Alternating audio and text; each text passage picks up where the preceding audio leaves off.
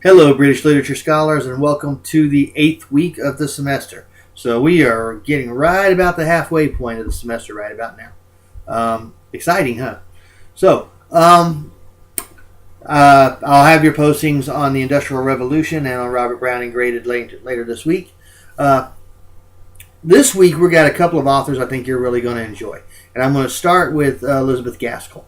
Elizabeth Gaskell, during her lifetime, was very popular. She was an extremely beloved author. Charles Dickens called her his little Scheherazade, which, if you don't know who Scheherazade is, she was the storyteller in 1001 Arabian Nights. She was a queen who married a king who wanted to execute her, but she was such a good storyteller that she'd leave little cliffhangers when it came time for execution, and the king would give her a stay of execution, and then she'd tell another story, and then about the time execution time came around, she left another cliffhanger, and the king would give her a stay, and this went on and on. So when Charles Dickens called Elizabeth Gaskell his little Scheherazade because she was publishing in his literary magazines, publishing stories in his little literary magazines, that was pretty high praise. That was actually very high praise coming from Charles Dickens, who was probably the most well-known and the most prolific and maybe the best author of the time. So, this one is a ghost story, though. The Old Nurse's Story is a ghost story. Ghost stories back in Victorian times were actually released in Christmas editions. Excuse me. So every Christmas, there'd be a new ghost story. That's why Charles Dickens's famous story, A Christmas Carol, is about the ghosts of Christmas past, Christmas present, Christmas future. That's because everybody was publishing ghost stories at Christmas time. This story you're reading by Gaskell was one of those Christmas time ghost stories. But it also raises the question of how events that occur early in someone's life might haunt somebody for the rest of their lives, even right up to the very end.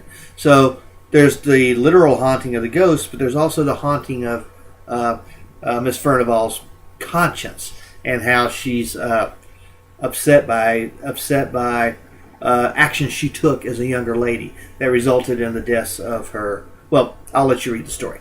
So that's that one. And then you've got Christina Rossetti's Goblin Market. This is a warning to young girls. Christina Rossetti wrote this poem for little girls to read, to teach them life lessons. And there are all kinds of lessons in Goblin Market. Lessons about temptation. Lessons about sex before marriage. Lessons about drug addiction. I mean, there's all kinds of lessons that can be taught from Goblin Market.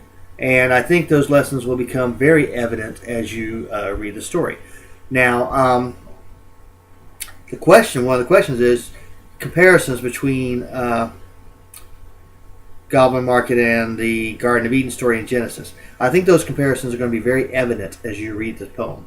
You're going to actually say, yep, there's another Garden of Eden reference or something like that. So, very cautionary tale that Christina Rossetti wrote there. So that's something to think about as you read that poem.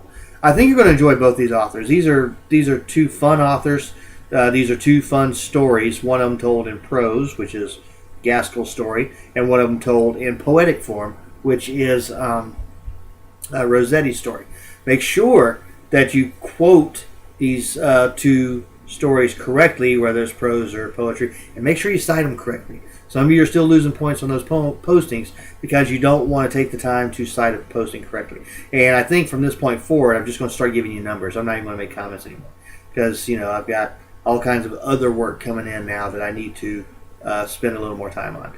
By now, you should know by reading your past postings what you need to work on. So that's this week's readings. I hope you'll enjoy them. I think you will enjoy them. And I look forward to seeing your insights on both of these very talented ladies.